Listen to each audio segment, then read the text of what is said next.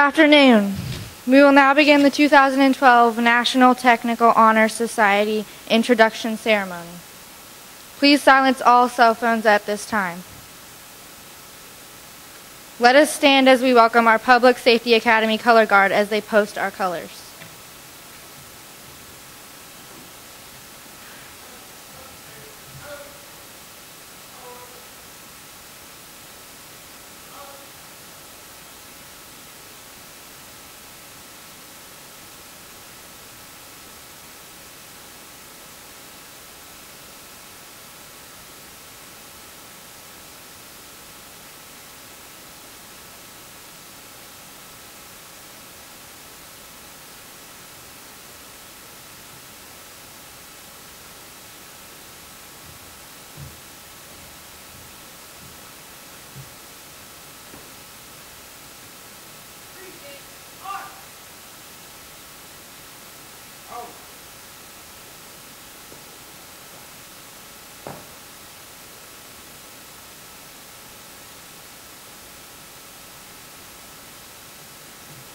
Will you please join with me in saluting the flag?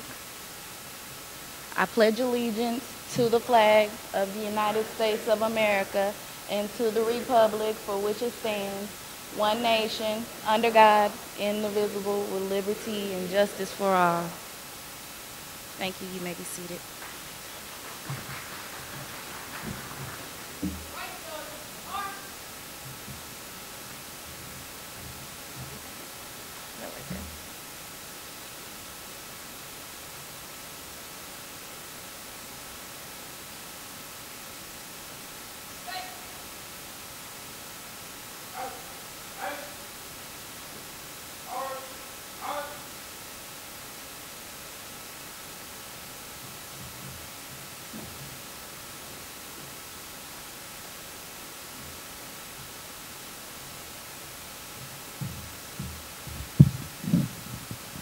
Deneen Vincent serves Metro Technology Centers as the Associate Superintendent and Chief of Staff. Dr. Vincent is responsible to the Superintendent for Leadership, Strategic Planning, and MetroQuest. The district's pursuit of quality, continuous improvement, and performance excellence.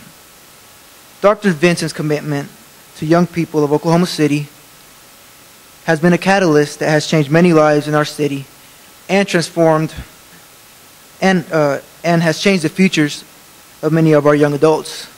So without further ado, it is my pleasure and honor to introduce to you Dr. Vincent, who will now welcome our guest. Thank you very much.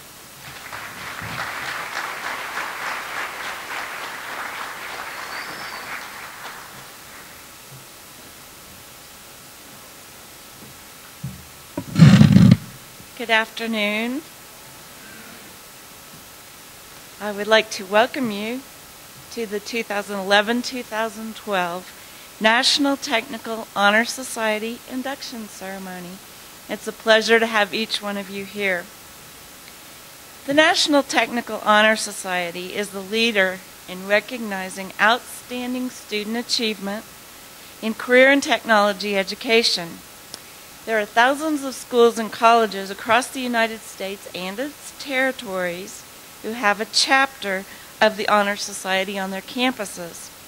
These schools agree that NTHS encourages higher scholastic achievement, cultivates a desire for personal excellence, and helps top students find success in today's highly competitive workplace. The students we are presenting today have met the very highest standards to qualify for membership. I would like them, first of all, to stand as a group so that we can recognize their performance. So if you are going to be inducted today, would you please stand? And that includes our second, third year students.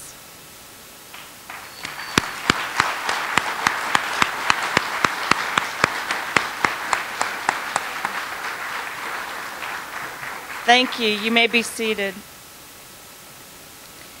Now, just so I can get you to stand again, at least some of you, if you are a distinguished second or third year member, of NTHS, would you please stand so that you can be recognized? Excellent. Good job. That's incredible. You know, successful students always have a source of support for their scholastic endeavors. And we'd like to recognize that source of support as well. So if you are a parent, a spouse, a mentor, a business coach, or a significant other for one of these students, we want to thank you for your support. So would you please stand and allow these students to recognize you?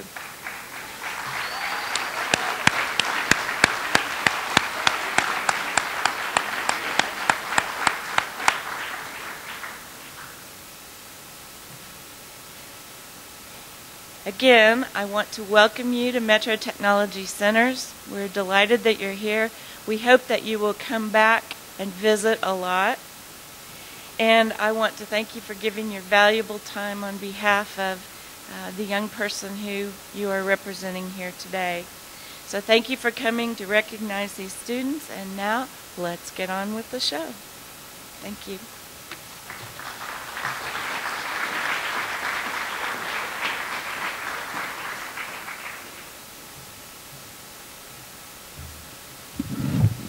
Good afternoon. Mr. Ryan Groves is the co-founder and CEO of Wishing Well Water for the World.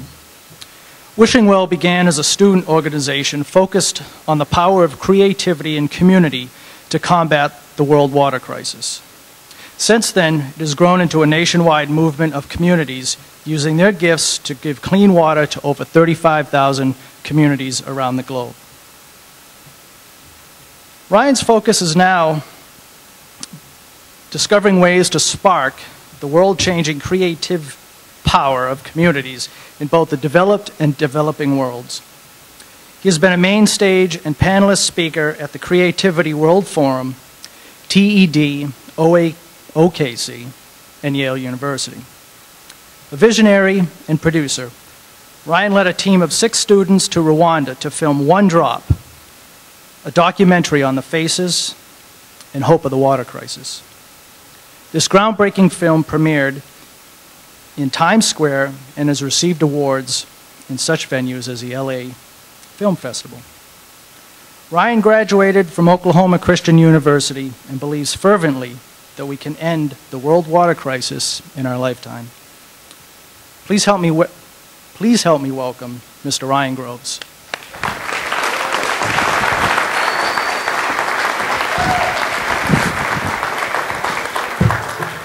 Hello, everybody. How's a good afternoon, I guess? Yeah, looking at the time. There we go. Awesome. Man, so excited to be talking with you guys. They had an NTHS induction this morning, and so you're the second group.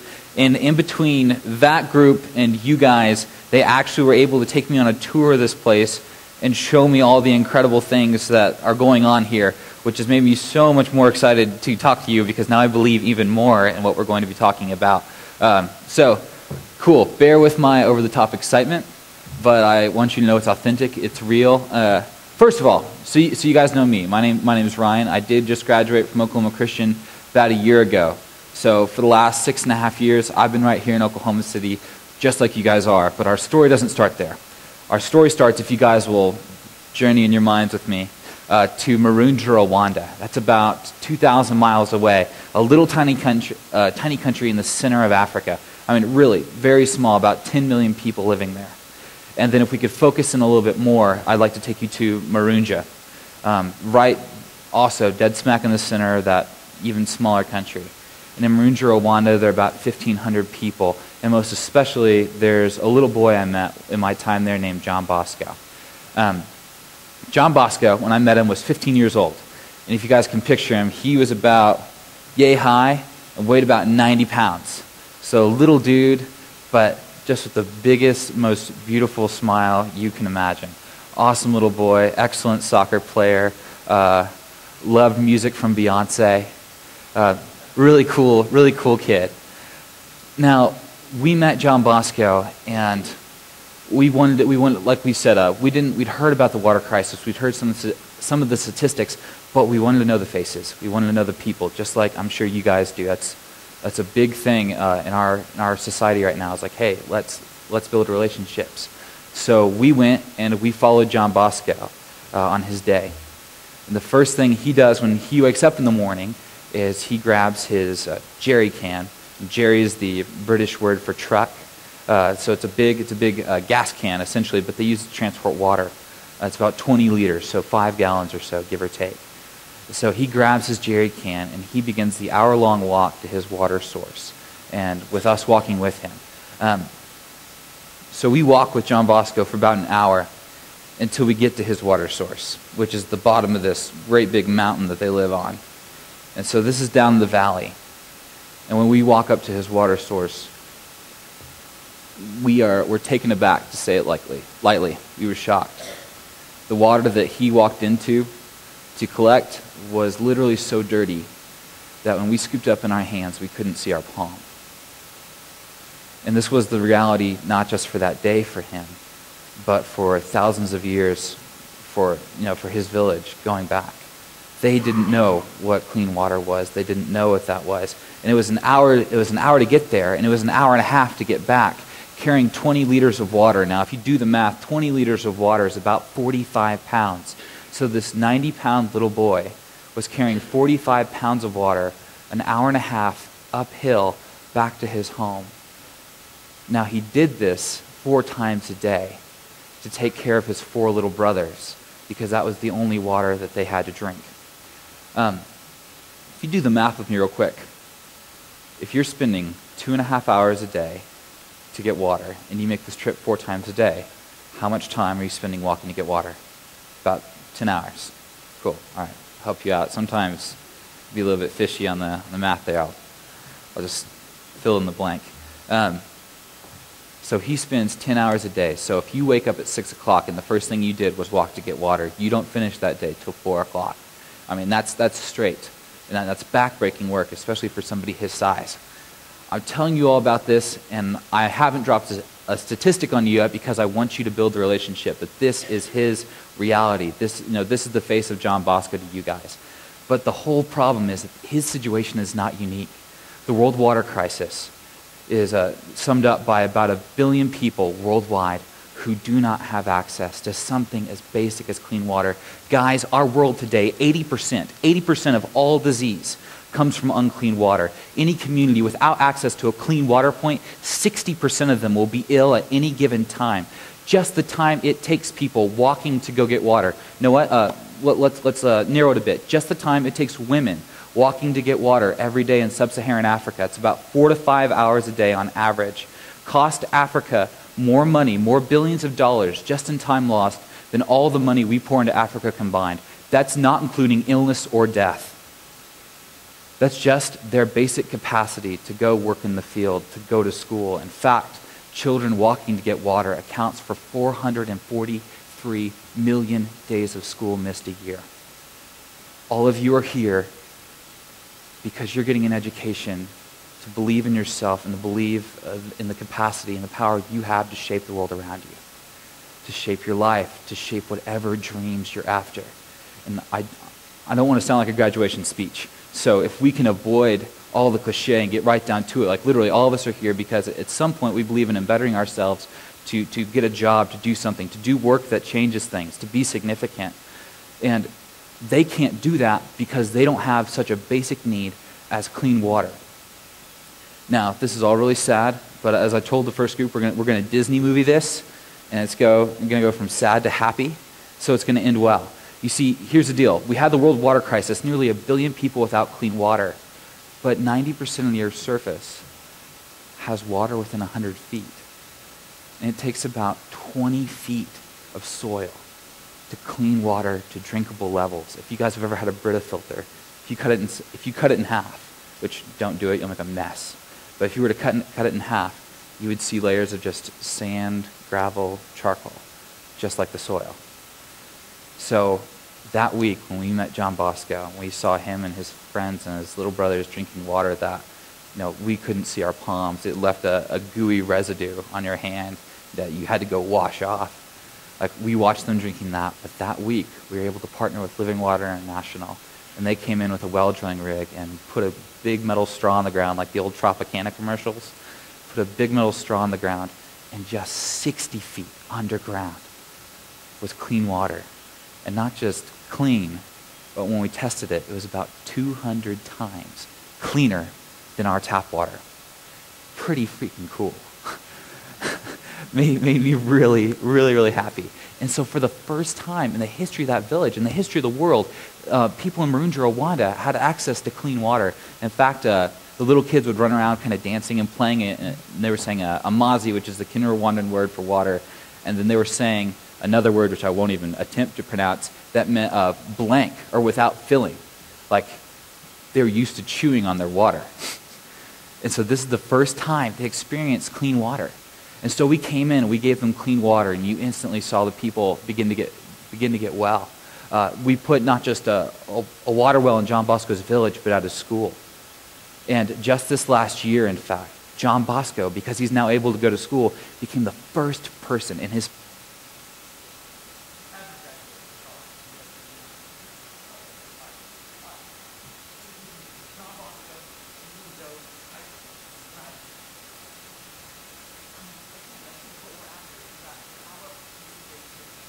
capacity to do something significant. There we go. Awesome. Excellent. I want to tell you how this happened. That totally changed things for John Bosco, but I know you guys are not at Metro Tech to drill clean water wells. I might sell you on that as something to go do from here, but my hope is that you would take the source of that, how that happened, and you would take that home. You see, what I do is I help run Wishing Well. And Wishing Well is a movement of students, just like yourself, that started right here in Oklahoma City 6 years ago, where basically it's students who are using whatever their creative gifts are, whatever their passions are, to literally change the world. So when we began, it was just a club of people. We heard about the water crisis. So it was my freshman year of college. We heard about the water crisis, and we decided we're going to do something about it. So we threw art shows, we had poetry slams, we had concerts, and sure enough, at the end of the day, people got clean water. Now that sounds really far-fetched. How did a group of college kids from Oklahoma get water to John Bosco 2,000 miles away? So if I were going to ask you, how much do you guys think it cost to give John Bosco clean water every year in Marunji, Rwanda? So one person for 1 year of clean water in Africa. Any guesses? $1? Somebody's read the literature. Awesome. Guys, seriously, normally, like, I'll go to a middle school and little kids will scream out $5,000, $2,000, $10. But honestly, it's less than $1. Less than $1 to give somebody clean water for an entire year. The world's biggest problem is something that we can solve right now. You don't have to be rich. I mean, if you are, God bless you. I'll be speaking to you later about a donation. But you don't have to be rich. You can be significant now. We have the world's biggest problem, both in terms of humanitarian need and economics, and it's something that we can do. Who all seen Coney 2012? Show of hands. Let's put it up. All right, awesome. If you haven't, there's a horrible crisis going on in Uganda for the last 30 years that ended about 6 years ago. But in the 30-year span of that conflict, which has captured recent imagination, about 30,000 people died. Terribly tragic. The water crisis every year kills 3.5 to 5 million. That's 10 times the amount from armed violence around the globe combined. Diarrhea alone, I see a lot of medical professionals here. You guys know how to treat that. That'll be a big thing. I have a moth, and I'm very ADD. Oh, it's fine, it's fine. Fly free, little one.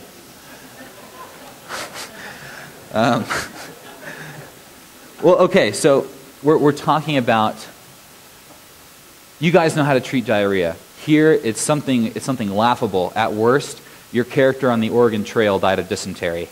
But in the world today, diarrhea is by far the biggest killer.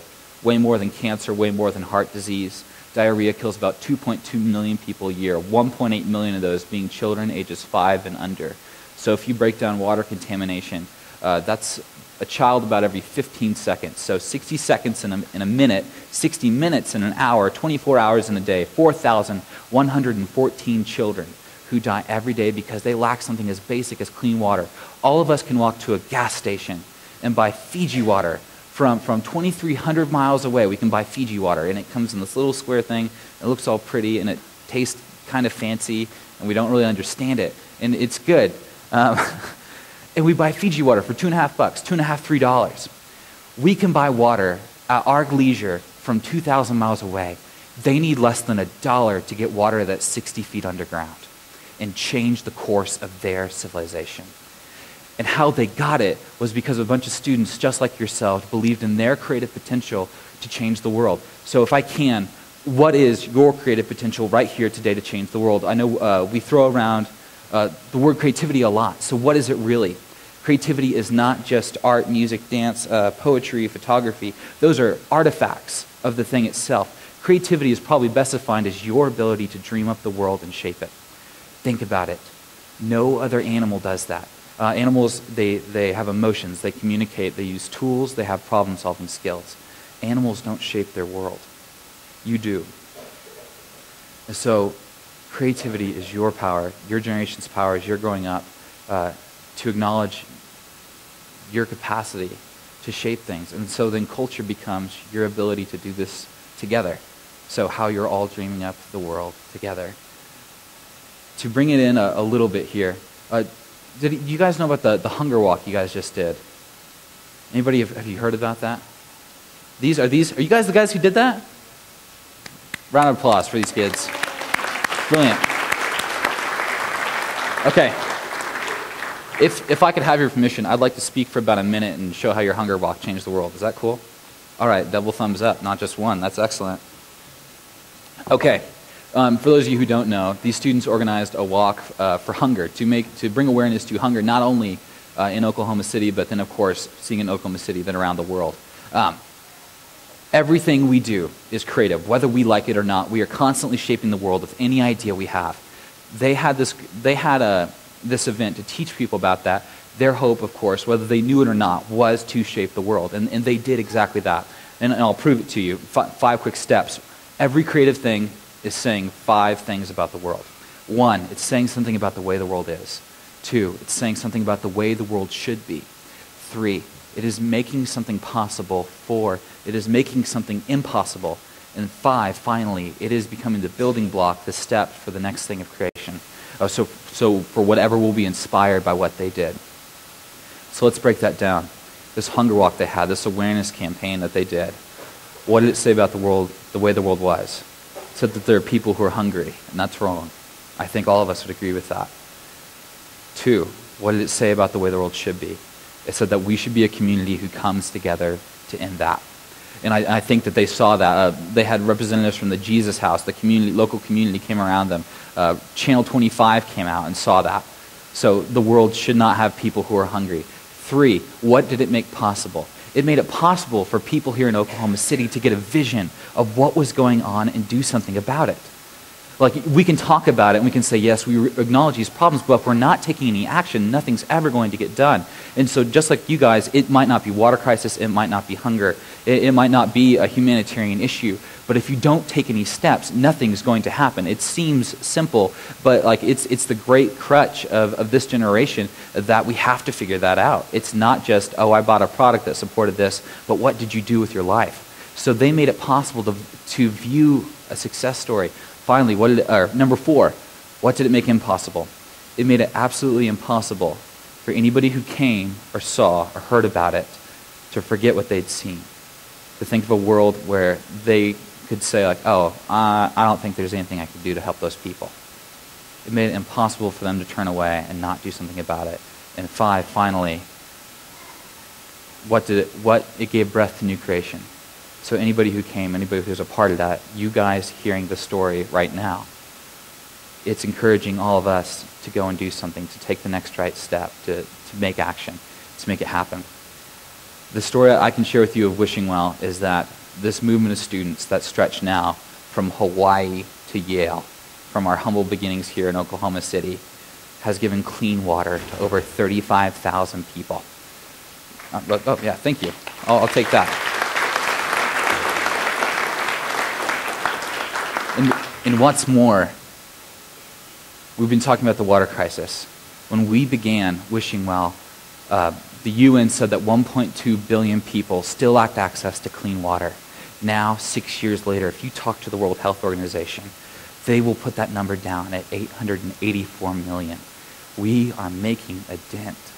And there is no reason why this problem does not end in our lifetime. And it's because we are acknowledging our ability as a community to be empowered and to shape the world. So guys, my encouragement to you, you live in a world today where more people have cell phones than have toilets. There is nothing more powerful than your ideas and your creative capacity to shape the world. So you're here at NTHS because you worked hard, you believed in yourself, you've somehow gotten above that hurdle to do good things and continue on to hopefully be able to do even greater things. So our encouragement would be, if anything, we want to be that fifth step for you.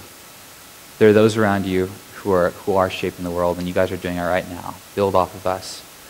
Go from here, hear about great things, and go from the NTHS program to do even greater things. So guys, thank you so much for letting me share my time. I hope it's meaningful. I hope that you can take it away from here and go and do something even cooler with it. So again, thank you, and God bless you guys.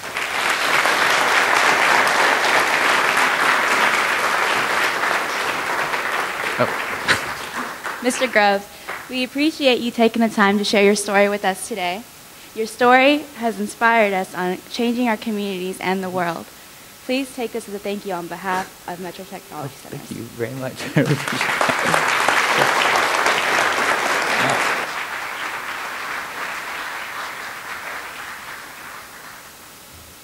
Prospective members, you have been recognized by your Career Tech instructor as a successful student in your chosen program.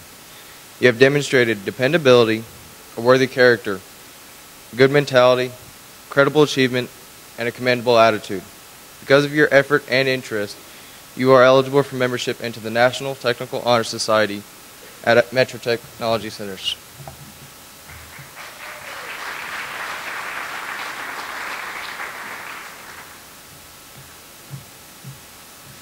The goal of the Society is to see that deserving career technical students are recognized and that the people of the community become aware of the talents and abilities of the young people and adults who choose a career tech education pathway to a successful future.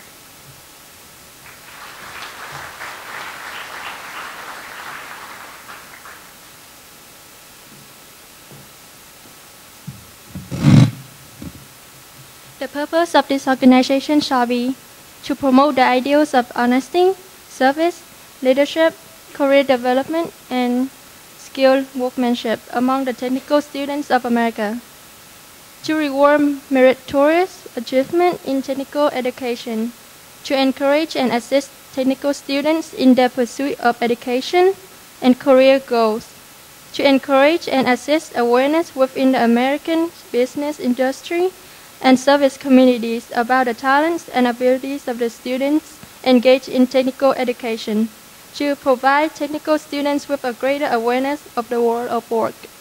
Thank you.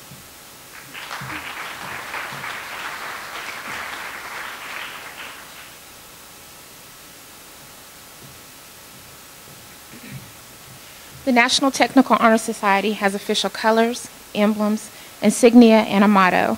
The significance of these will now be presented.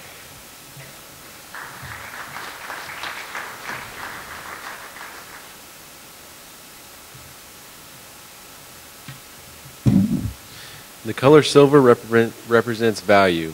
The metal silver has been valued through the ages to make coins, jewelry, tableware, and other ornamental objects. The color silver in our organization represents the value that is placed in each member for the future of our nation and world. The color white represents purity as seen in the whiteness of newly fallen snow. White in our organization represents a fresh new beginning in your chosen profession. The color purple represents royalty and honor. Purple signifies conscientiousness and dedication to the work ethic. Purple also represents the honor brought upon yourself by your academic and skill performance.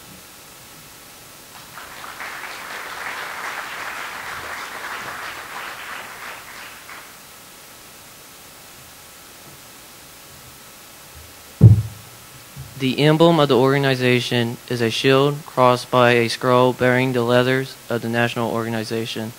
Above the shield is a head of an American bald eagle bearing a wreath with 7 stars. The wreath of 7 stars represents the 7 attributes of the organization, which are skill, honesty, service, responsibility, scholarship, citizenship, and leadership. The insignia of the organization is composed of the shield and an arc upon which inscribes the 7 attributes of membership. Also, it includes the year 1984, which is the year the society was established. The motto of the organization is inscribed in the foundation, and the motto of the organization is Politicus Menti Instructe Falvet, which inscribed reads, "Success favors a prepared mind."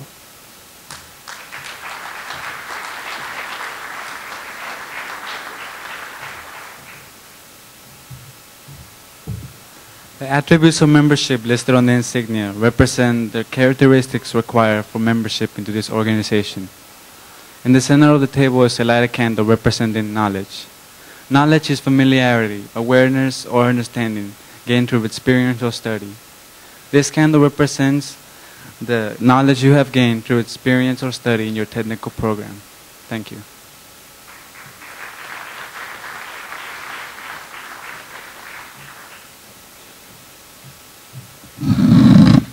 The first member attribute is skill. Skill is the use of knowledge to develop the ability necessary to make a positive difference in a particular occupational field. I light this candle to represent skill.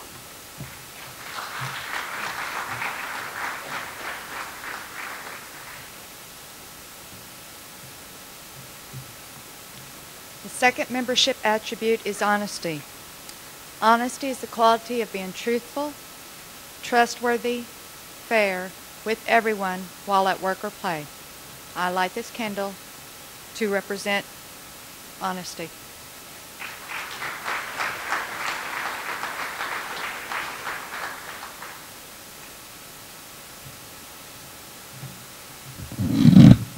The third member attribute is service. Service is giving assistance and being ready and able to provide a helpful and useful act.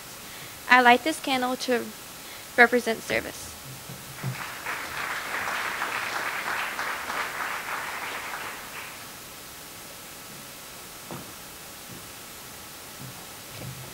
The fourth member attribute is responsibility. Responsibility is the ability to act without guidance or superior authority and being responsible for your actions. I light this candle to represent responsibility.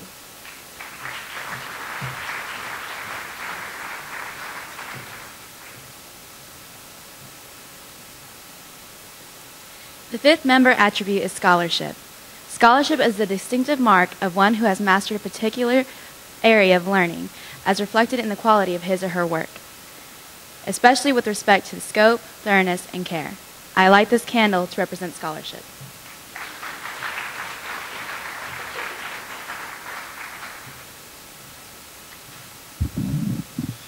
The sixth member attribute is citizenship. Citizenship is being entitled with full civil rights and exercising the duties, rights, and privileges of this status. I light this candle in representation of citizenship.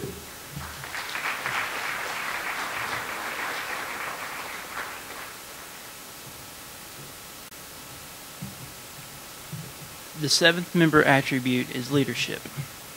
Leadership is the responsibility of serving as a guiding force and directing the way with courage and confidence. I light this candle to represent leadership.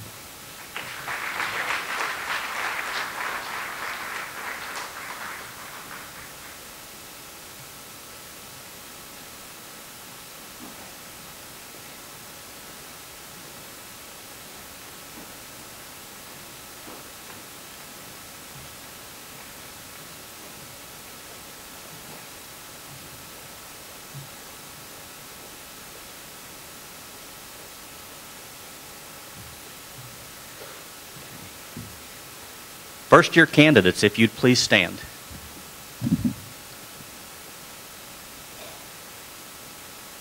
I declare that each of you is duly nominated for induction into full membership of the National Technical Honor Society.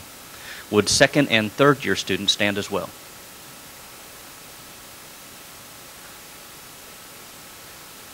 Second and third year members, will you stand and join us in reciting the pledge? The pledge is located on the last page of your program.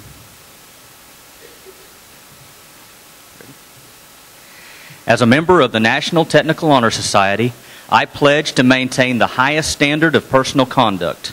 I will apply myself to continue a record of scholastic achievement, and I will strive for excellence in all aspects of my education.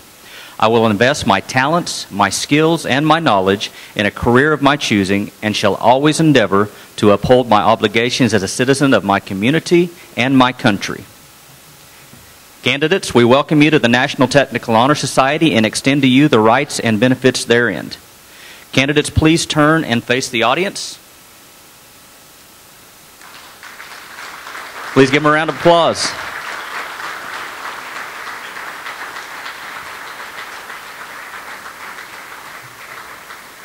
Congratulations to you all. Ushers, at this time, will you please escort the candidates to my right? At this time, we would like to ask the site director or representatives to come forward to receive candidates. Candidates, please present yourselves for recognition.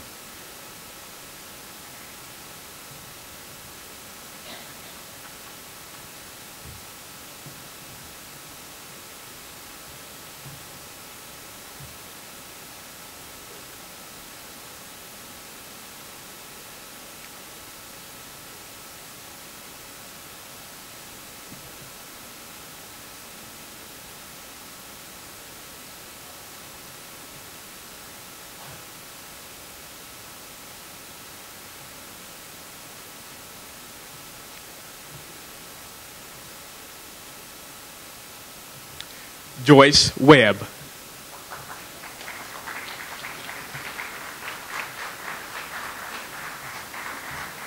Fook Gwynn. Celeste Timpson.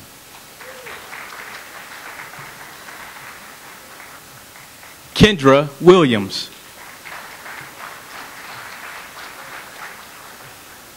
Christy Bieber.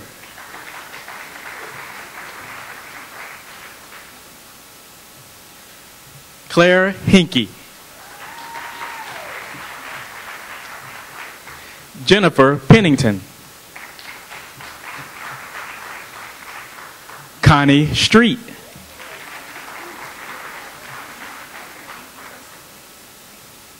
Tressa Bingham.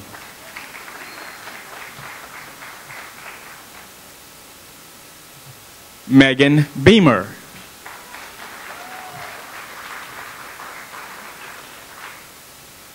Israel Bell.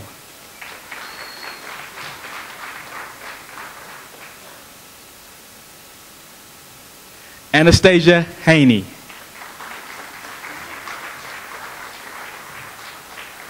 Derek Dean. DeShayla Dawson.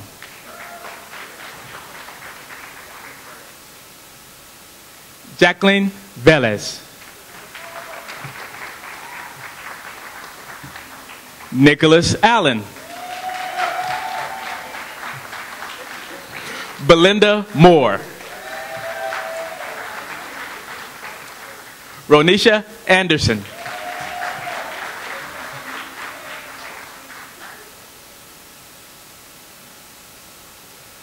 Lindley Rauch.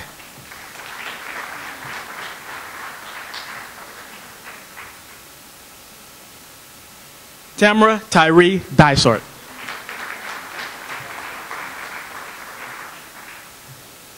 Angel Dengal. Paul Backus. Louis Gurley.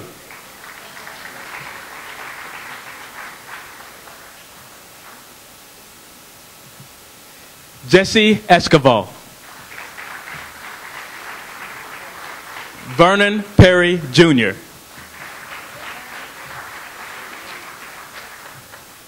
Jose Gaiton. Ethan Turpin. Amanda Perrin. Evan Kennedy. Yasmin Knight.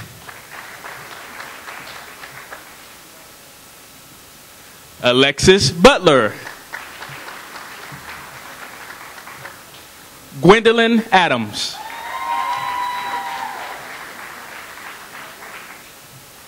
Kenesha Parker.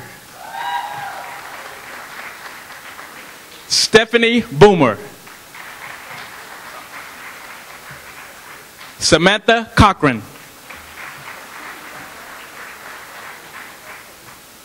Kristen Abbott.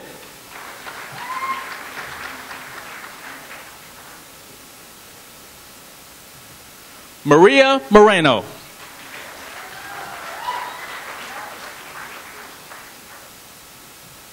Chelsea Sanders. Casey Davis.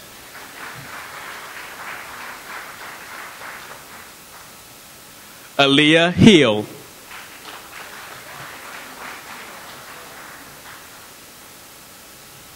Sylvia Casada. Jeffrey Smith. Sherry Jones. Shelby Dudley. Elizabeth Dunaway. Whitney Peterson.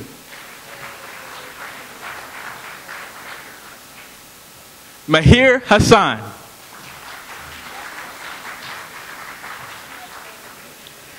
Andrew Wetmore. Dylan Davis.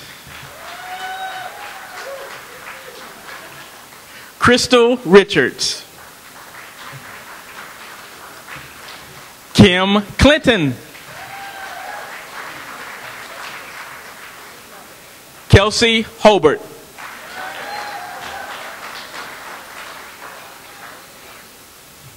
Marilyn Leando.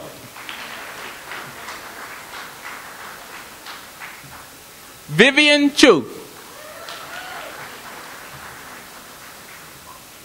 Robin Kimball. Derek Martinez. Cody Wyatt.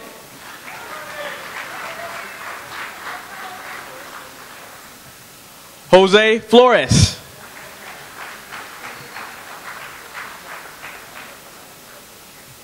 Yolanda LaViolet. Kyle Wallace. Elizabeth Morris. Tamika Harris. Joel Sierra. James Tedesco. Jonathan Kummel.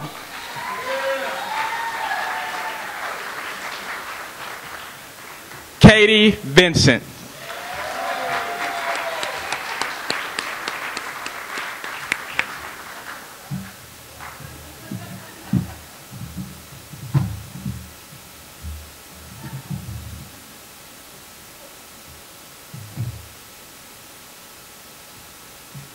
Before we close, we would like to present two great individuals with an award this afternoon. Those individuals are Dr. James Branscombe and Dr. Deneen Vincent. Would you all please come up here?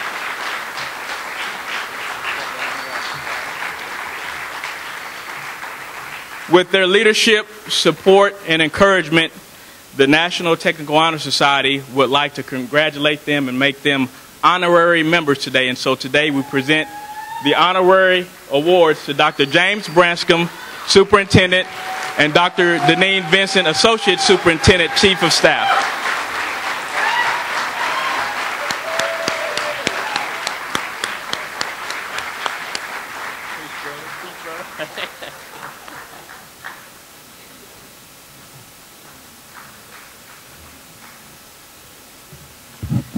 I'm very excited about this because I want to lend all the support I can to the student organization.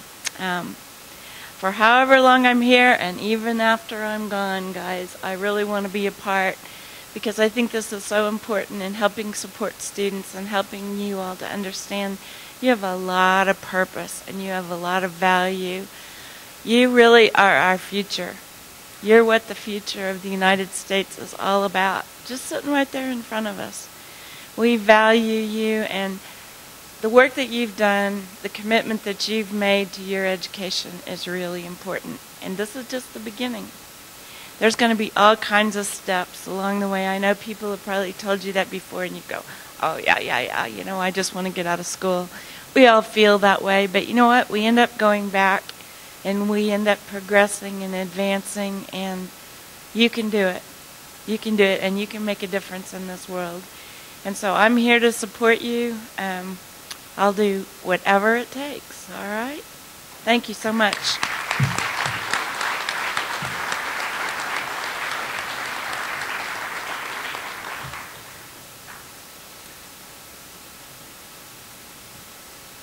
I simply say thanks, and I would just leave you with a thought. I like to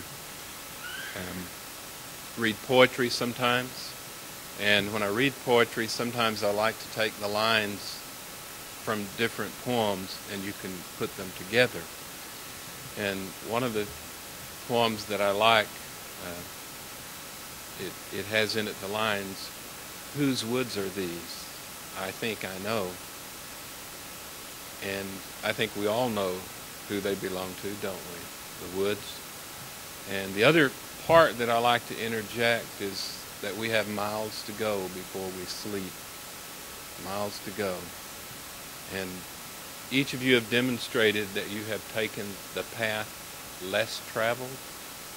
And when you take the path less traveled, you take the more difficult path. I congratulate you for doing that. It's not easy to always make right choices. My personal belief comes from Jesus Christ. That happens to be my personal belief. And there's a piece that is there in the message that he gives that I think addresses the point less traveled. It goes something like this: "A city that is set upon a hill cannot be hidden. Neither do men light a candle and place it under a candlestick or under a bushel, but on a candlestick, and it gives light unto all that are in the house." I was reminded of that when you were discussing your different traits. And I want to commend the students for doing a wonderful job.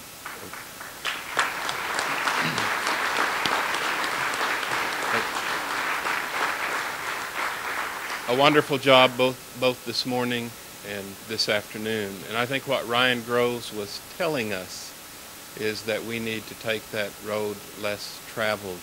And oftentimes what we may not understand to be creative, digging a well in the ground, and you might not think of that as being creative, but ask John, right, Ryan? And he thinks it's very creative. Take your ideas, use them, make right choices, and walk down that road that is less traveled. I appreciate this honor so very much. I thank my friends, Brian and Dennis, for presenting it to us, and I thank my other friend, Katie, for wherever she went, there she is, for presenting that to her mother and giving me a hug in recognition of my award. Y'all have a great day. I've enjoyed it, and we want you to also.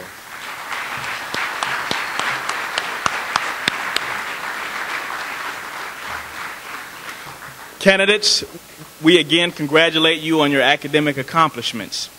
Audience, please give one more round of applause to the members of the National Technical Honor Society.